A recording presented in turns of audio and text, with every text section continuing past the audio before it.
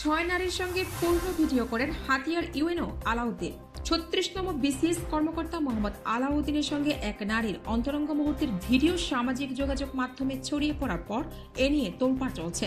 এরই মধ্যে মঙ্গলবার ১৭ মার্চ তাকে নোয়াখালীর হাতিয়ার উপজেলা নির্বাহী কর্মকর্তার ইউএনও পদ থেকে সরিয়ে জনপ্রশাসন মন্ত্রণালয়ে ওএসডি করা হয়েছে। অবশ্য সোমবার ১৬ মার্চ ফেসবুকে ভিডিওটি ছড়িয়ে পড়ার পরপরই গা ঢাকা দেন আলাউদ্দিন। এর আগে তিনি এশিয়া পোস্টের কাছে দাবি করেন তার সম্মানহানির উদ্দেশ্যে এআই দিয়ে ওই ভিডিও তৈরি করা হয়েছে।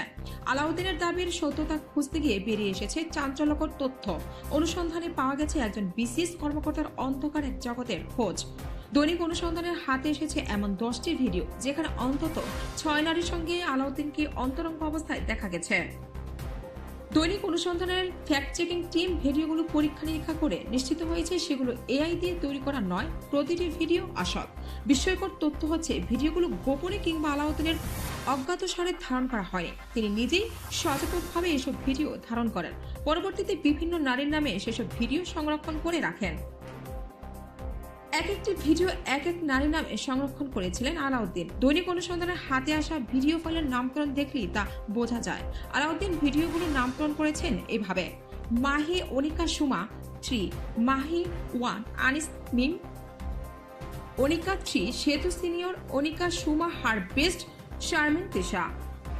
বিশেষজ্ঞদের সঙ্গে বিষয়ে কথা হলে তারা জানান ভিডিওর নামকরণ ধরন দেখা ধারণা করা যায় বিসিএস কর্মকর্তা আলাউদ্দিন পরিকল্পিতভাবে এসব ভিডিও ধারণ ও সংরক্ষণ করেছেন।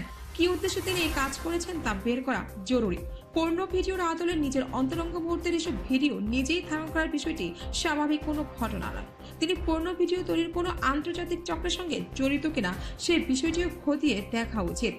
একই সঙ্গে ভিডিওতে যেসব নারীকে আলাউদ্দিনের সঙ্গে অন্তরঙ্গ অবস্থায় দেখা গেছে তারা কোনো প্রেক্ষাপটে ঘনিষ্ঠ হয়েছেন কিংবা কোনোভাবে ফাঁদে ফেলে তাদের এই কাজে বাধ্য করা হয়েছে কিনা তা নিয়ে তদন্ত হওয়া জরুরি।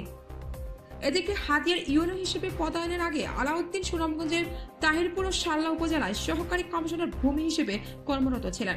ভিডিওগুলো সেই সময়কার বলে ধারণা করেছে সংশ্লিষ্ট সূত্রগুলো।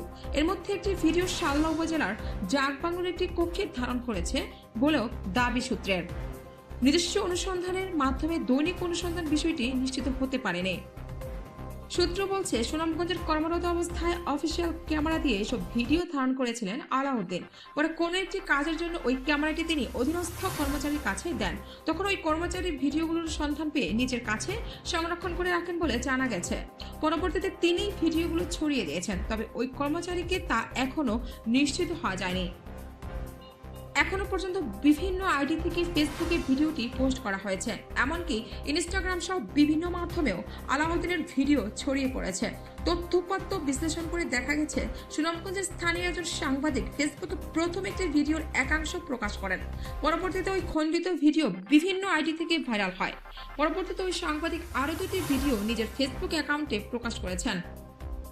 বিষয়টি নিয়ে ওই সাংবাদিকের সঙ্গে যোগাযোগ করেছে দৈনিক অনুসন্ধান। ভিডিও প্রাপ্তি ও প্রকাশের কারণ জানতে চাইলে তিনি বলেন, আলাউদ্দিনের অধীনস্থ একজন কর্মচারীর মাধ্যমে ওই ভিডিও তার হাতে এসেছে। এমন বিকৃত মন মানসিকতার একজন মানুষ কিভাবে সরকারের দায়িত্বশীল একটি পদে থাকতে পারেন? সাধারণ মানুষকে সচেতন করার লক্ষ্যে তিনি এই ভিডিও সামনে এনেছেন।